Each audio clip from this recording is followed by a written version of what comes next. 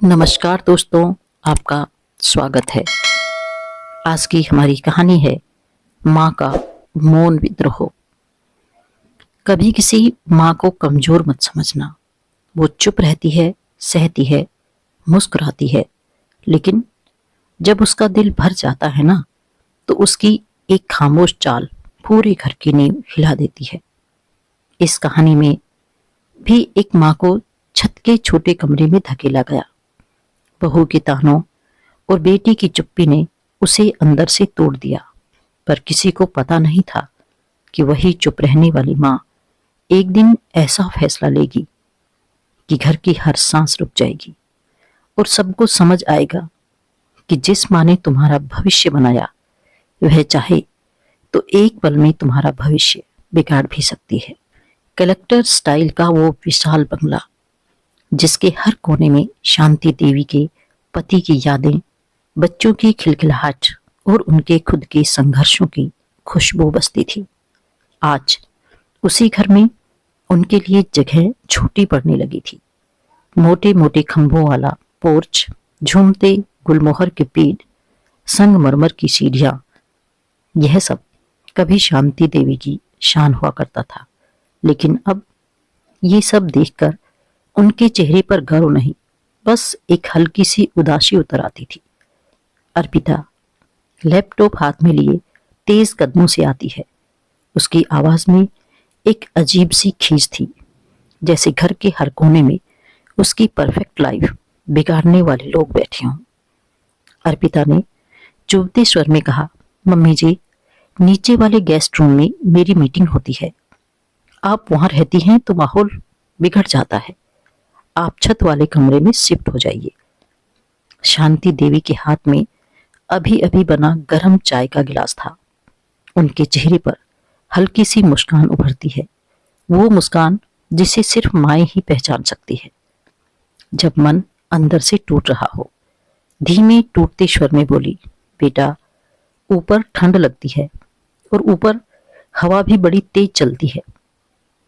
ये बात कोई शिकायत नहीं थी, बस एक कमजोर सी कोशिश थी यह कहने की कि मैं भी इंसान हूं, मेरी भी जरूरतें हैं। रवि सोफे पर बैठा मोबाइल स्क्रॉल कर रहा था। माँ और पत्नी के बीच की चर्चा सुन तो रहा था, पर उसकी प्राथमिकता वही स्क्रीन थी। उसने नजरें उठाए बिना कहा, अरे माँ, बस थोड़े दिन की बात है, आप तो एडजस्ट कर ही लोगी। एडजस्ट, यह सब शांति देवी के सीने में किसी पत्थर की तरह गिरा। जिंदगी भर तो वही एडजस्ट करती चली आई थी, पति की बीमारी में, बच्चों की पढ़ाई में, बहू की पसंद में, अब अपनी उम्र की थकान में भी। अर्पिता अपने लैपटॉप में खो गई, रवि फिर मोबाइल में, और शांति देवी अपनी साड़ी का पल्लू आंचल पर टिकाते हुए बिना कोई शब्द कहे उस छत की ओर बढ़ चली, जहां एक छोटा तंग कमरा, दीवारों पर सीलन और खिड़की से आती ठंडी हवा उनका इंतजार कर रही थी। उनके हर कदम की आहट बंगले की सीढ़ियों पर गूंज रही थी, जैसे ये घर भी उनसे कहना चाहता हो, तुम्हारी ही कोख ने इस घर को बांधा था और आज तुम सबसे दूर कर दी गई हो। शांति देवी ने कमरे का दरवाजा खोला। धूल और नमी की मिली जुली गंध ने उनका स्वागत किया। उन्होंने चारों तरफ देखा और मन में एक टीस उठी, सारा जीवन इस घर को सजाने में लगा दिया और अंत में मुझे यही कमरा मिला। वो चुपचाप अंदर चली गई। कमरे में न रोशनी थी, न गर्माहट, बस एक गहरी एकाकीपन की ठंडक जो उनके दिल में उतरती चली गई।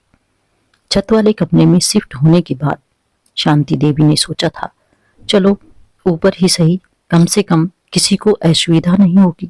लेकिन असली संघर्ष तो घर के नीचे वाले हिस्से में रोज उनका इंतजार करता था।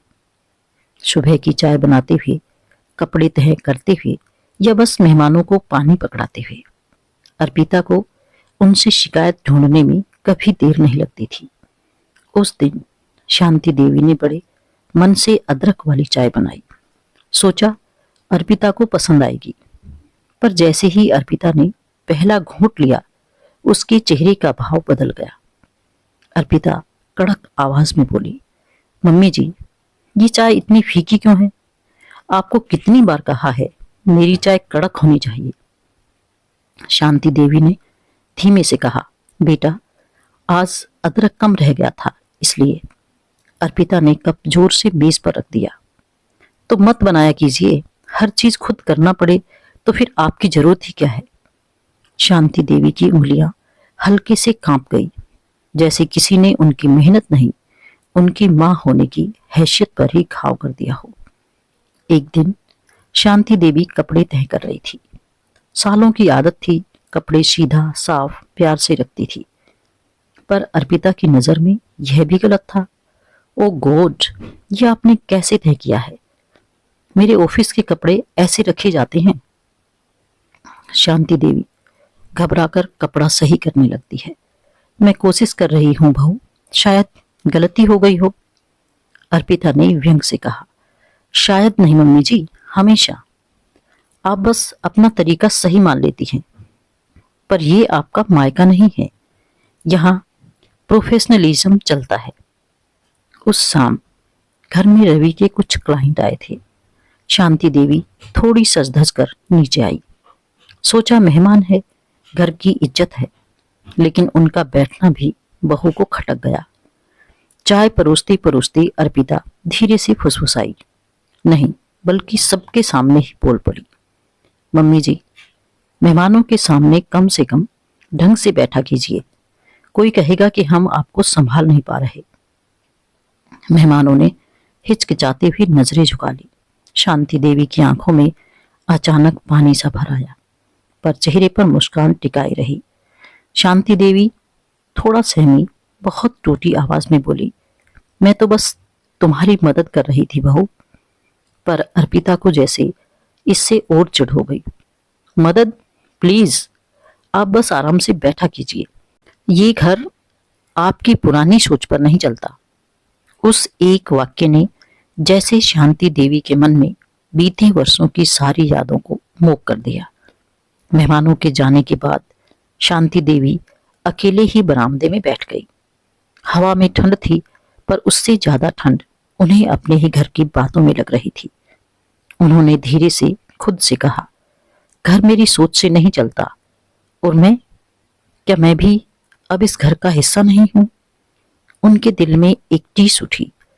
जिस घर की नींव उन्होंने अपने पति संग मिलकर डाली थी, आज उसी घर में उन्हें तानों और टूटे हुए शब्दों की दीवारों के पीछे जीना पड़ रहा था। आज दिवाली का दिन था। घर रंग बिरंगी लाइटों से सजा था, पर शांति देवी के मन में हर रोशनी एक अजीब सी उदासी में बदल रही थी। नेहा, उनकी इकलौती बेटी, लंबे समय बाद मायके आई थी। शांति देवी को लगा था, आज मैं अपना मन हल्का कर लूंगी, कम से कम बेटी तो समझेगी। शाम की पूजा के बाद नेहा मां के पास आई, पर चेहरे पर वही अधीरता थी जो अर्पिता की आंखों में अक्सर देखती थी। नेहा ने थोड़ा चिढ़े हुए स्वर में कहा, मम्मी, आप अपनी वजह से घर में इतनी टेंशन मत किया करो। भाभी के साथ तालमेल बैठाइए ना, हर बार आप ही क्यों नाराज रहती हैं? ये सुनकर शांति देवी स्थिर रह गई। कानों में जैसे कुछ बजने लगा। बेटी की आवाज दूर दूर से सुनाई देने लगी। उन्होंने धीमे से कहा, नेहा, मैं नाराज नहीं होती, बस अपमान सहते सहते थक जाती हूँ। पर नेहा तुरंत बोल उठी, मम्मी प्लीज, आप छोटी छोटी बातों को दिल पर ले लेती हैं। आजकल सब ऐसे ही रहते हैं, थोड़ा मॉडर्न बनिए, मन बड़ा रखिए। मन? शांति देवी के मन में भारी से कुछ गिरा। नेहा ने वो बातें कही जो शायद उसे खुद कभी समझ नहीं आई कि माँ मन बड़ा कैसे करती, जब हर दिन उनका मन थोड़ा थोड़ा कुचला जा रहा था। नेहा कमरे से चली गई, पर शांति देवी के चेहरे पर एक चुपचाप बहती दरार छोड़ गई। वो हल्के से बुदबुदाई, जिसके लिए मैं दुनिया से लड़ गई, वही मुझे दोष दे रहे हैं। उनकी आंखों में भरी नमी दिवाली की रोशनी में हल्की सी चमक रही थी, जैसे कोई बुझता हुआ दिया। रात गहरा चुकी थी।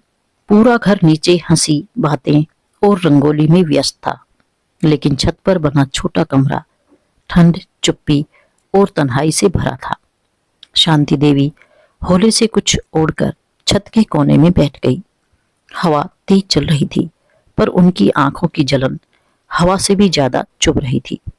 नीचे आंगन से अर्पिता की तीखी हंसी आ रही थी। रवि की बातें, नेहा की खिलखिलाहट, उन आवाजों में कहीं भी माँ की कोई जगह नहीं थी। शांति देवी ने आसमान की ओर देखा। एक टूटता तारा, शायद उसी पल उनका मन भी कहीं दरक रहा था। धीमे धीमे अपने ही स्वर में उन्होंने खुद से कहा, जिस बेटे को गोद में लेकर बड़ा किया, उसी की नजर में मैं बोझ बन गई। उन्हें रवि के बचपन की याद आई। वो रातें जब रवि बुखार में तपता था और वे पूरी रात उसका सिर सहलाती थी। वो दिन जब उन्होंने अपनी चूड़ियां गिरवी रखकर रवि की फीस भरी थी। वो पल जब रवि ने पहली कमाई उनके पांव छूकर उन्हें दी थी। आज वही बेटा अपने ही घर में उन्हें एक एडजस्टमेंट मानने लगा था। हवा में उनकी साड़ी का पल्लू लहराता रहा और मन में एक गहरी पीड़ा थिर थिर जलती रही।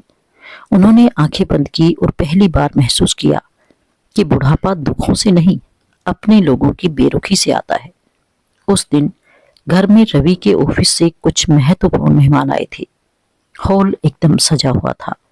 क्रिस्टल के गिलास, ताजा फूल, सुगंधित मोमबत्तियां और बीच में अर्पिता, जो मेहमानों के सामने परफेक्ट फैमिली मैनेजमेंट का प्रदर्शन कर रही थी। शांति जी ने सोचा कि वे आने जाने वालों को पानी दे दें। घर की मर्यादा है, अतिथि आए हैं। धीरे धीरे वे बिजली की तरह कांपते घुटनों को संभालती हुई सीढ़ियां उतरने लगी।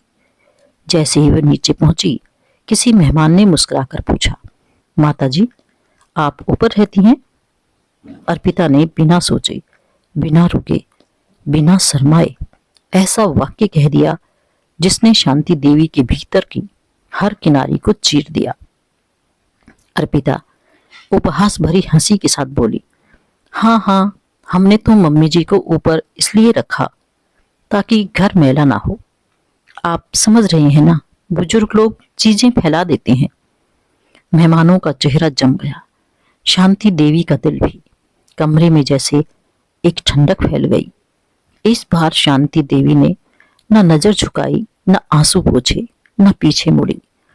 वे बस सीधी खड़ी रही। अपने भीतर कहीं गहराई में एक मौन सा निर्णय जग चुका था। अर्पिता हंसकर आगे बढ़ी। उसे लगा मम्मी चुप रहेंगी हमेशा की तरह, पर इस बार चुप्पी समर्पण की नहीं थी। चुप्पी तूफान से पहले की सन्नाटा थी। शांति जी अपने कमरे में लौटी। कमरा छोटा था, पर उस क्षण वो कमरा उनके साहस से बड़ा हो गया। उन्होंने धीरे से पुरानी लकड़ी की अलमारी खोली। अलमारी के कोने में कपड़ों के नीचे एक भूरे रंग की हल्की टेढ़ी सी पुरानी फाइल पड़ी थी। उन्होंने उसे सावधानी से उठाया, जैसे कोई अपनी खोई हुई शक्ति को पकड़ रहा हो। फाइल खोली तो उसमें थी इस बंगले की रजिस्ट्री, फैमिली बिजनेस की शेयर डॉक्यूमेंट्स, खेतों की पैतृक जमीनों के कागज और उन सब पर उनके हाथों के हस्ताक्षर। 70% हिस्सेदारी जो उन्होंने रवि को भरोसे पर दे दी थी। सोचा था बेटा है, मुझे अपने से ज्यादा रखेगा। अब उसी भरोसे को बहू बेटे ने छत के कमरे की दीवारों में बदल दिया था। शांति देवी ने फाइल बंद की। आंखों में न आंसू थी न गुस्सा, बस एक शांत निर्णय। अब बस इस अपमान का उत्तर शब्दों से नहीं, कानून से मिलेगा। उनकी उंगलियां अब कांप नहीं रही थी। उनकी रीढ़ सीधी हो चुकी थी और आंखों में एक गहरी शांत रोशनी थी, जिसे कोई भी माँ अब अपनी सीमा पर पहुंच जाती है, तभी अपनों के सामने दिखाती है। यह वही पल था जो एक माँ को मजबूर से मजबूत बना देता है। चोट खाई कोमलता को लोहे का संकल्प बना देता है। सुबह का सूरज अभी ठीक से निकला भी नहीं था, लेकिन शांति देवी के भीतर का सूरज रात ही चमक उठा था। दर्द से नहीं, निर्णय से। उस दिन वे छत पर नहीं बैठी, ना ही चाय बनाई, ना ही किसी काम में हाथ लगाया। सिर्फ साड़ी को थोड़ा संवार कर शांत चेहरे के साथ नीचे की ओर उतर आई। हॉल में रवि अखबार पढ़ रहा था। अर्पिता किचन में थी। नेहा मोबाइल पर स्क्रॉल कर रही थी। शांति देवी ने पहली बार घर में उस आवाज में बुलाया जिसे सबने बहुत साल पहले सुना था। सब लोग हॉल में आ जाएं। आवाज नरम थी पर भीतर से लोहे की। कुछ ही पलों में रवि, अर्पिता और नेहा उनके सामने खड़े थे। शांति देवी ने अपने हाथों में पकड़ी हुई पुरानी फाइल को मेज पर रखा। फाइल खुलते ही कागजों पर पड़े हस्ताक्षर जैसे खुद बोल रहे थे, यह घर तुम्हारा नहीं, तुम्हारी माँ का है। उन्होंने शांत लेकिन दृढ़ स्वर में कहा, रवि, यह घर मैंने तुम्हारे नाम किया था, सोचकर कि तुम मुझे सम्मान दोगे, पर अब मैं उसे वापस ले रही हूँ। रवि का चेहरा सफेद पड़ गया। वह हक बकाते हुए कांपती जुबान से बोला, माँ, ये क्या कह रही हो? आप ऐसा नहीं कर सकती। शांति देवी ने अखबार पकड़ने वाले उस कमजोर रवि को नहीं देखा। उन्होंने उस रवि को देखा जो कभी उनकी उंगली पकड़कर चलता था। शांति जी अडिग स्वर में शब्द हथौड़ी की तरह गूंजते हुए बोली, कानून मुझे पूरा अधिकार देता है। अगर बच्चे माता पिता का अपमान करें, दुर्व्यवहार करें, तो माता पिता अपनी संपत्ति वापस ले सकते हैं। हॉल में एक पल को हवा थम गई। अर्पिता के चेहरे से सारा रंग उड़ चुका था। अर्पिता ने कांपते स्वर में कहा, मतलब हम इस घर से।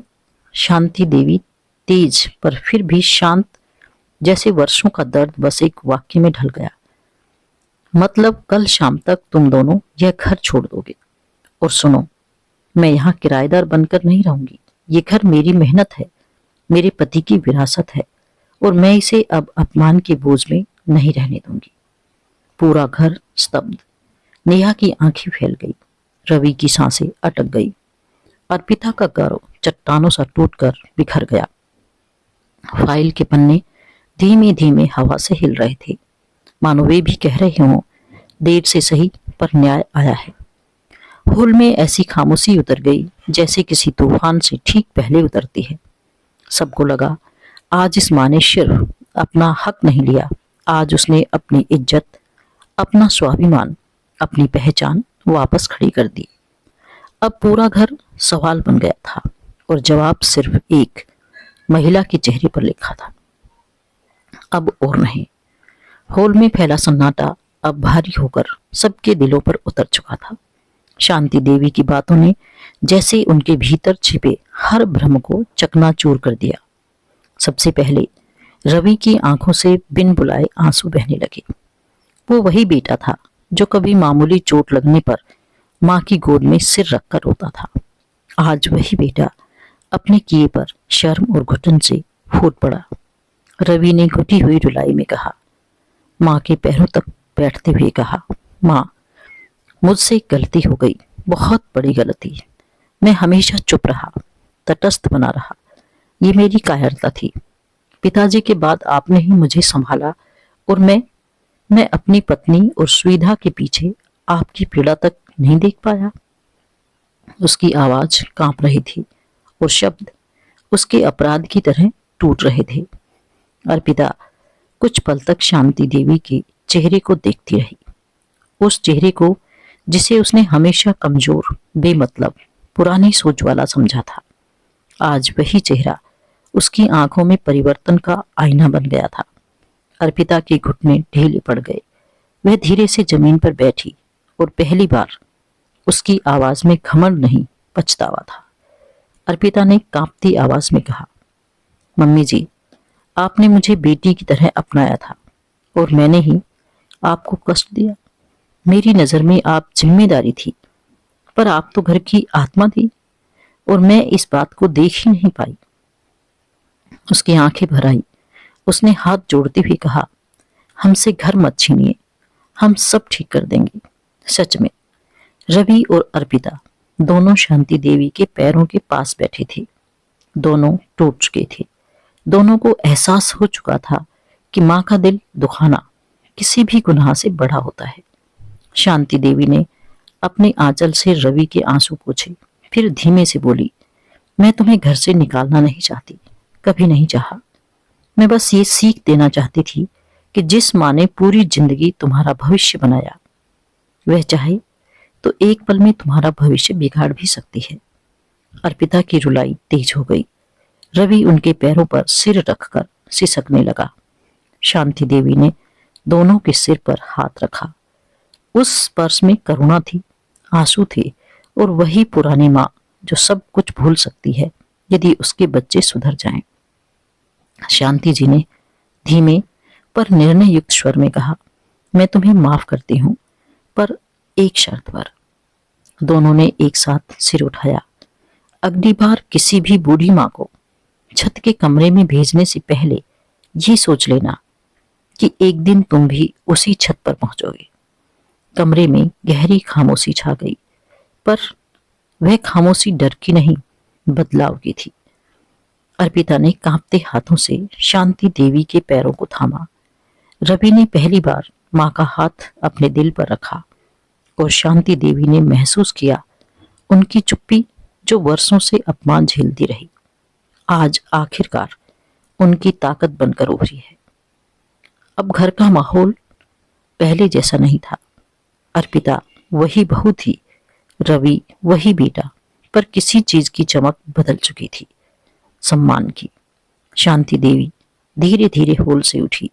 उनके चेहरे पर कोई कठोरता नहीं थी, बस एक गहरी शांति, वैसी शांति जो अपनी इज्जत वापस हासिल करने से आती है। रवि और अर्पिता उनके पीछे पीछे चलते रहे, जैसे किसी गुरु के पीछे शिष्य चलता है। उनके अंदर एक डर नहीं, बल्कि एक बदलती हुई समझ थी। शांति जी छत की उस सीढ़ी के पास रुकी जहां का कमरा अब तक उनका कोना बना हुआ था। वे पलटकर बोली, मैंने अपना कमरा बदल लिया है, अब मैं नीचे गेस्ट रूम में रहूंगी और तुम लोग मेरे दिल में अपनी जगह ठीक कर लेना। अर्पिता ने सिर झुका लिया। रवि ने माँ का हाथ पकड़ लिया, जैसे खोया हुआ बेटा अपनी माँ के पास वापस लौट आया हो। उस दिन के बाद अर्पिता ने न सिर्फ शांति देवी से बल्कि हर मेहमान के सामने, हर अवसर पर कहा, ये मेरी सास नहीं, ये मेरे घर की बुनियाद है। रवि ने अपने दोस्तों से कहा, मैं माँ को छत पर भेजने की गलती एक बार की, फिर कभी नहीं करूंगा। और शांति देवी, उन्होंने अपने भीतर से वह चुप्पी वाली स्त्री निकालकर एक स्वाभिमानी माँ को सामने ला दिया। दोस्तों, माँ को घर में जगह देना आसान है, पर दिल में जगह देना वही असली संस्कार है। याद रखना, जो माँ अपना सब कुछ देकर तुम्हें ऊपर उठाती है, वह चाहे तो एक फैसला लेकर तुम्हें वापस जमीन पर भी ला सकती है। तो दोस्तों, यह थी हमारी आज की कहानी। आपको कैसी लगी कमेंट करके जरूर बताएं। और यदि आप मेरे चैनल पर नए हैं तो इसे सब्सक्राइब करके बेल आइकन को जरूर दबाएं, ताकि आने वाली वीडियो का नोटिफिकेशन आप तक पहुंचता रहे। धन्यवाद।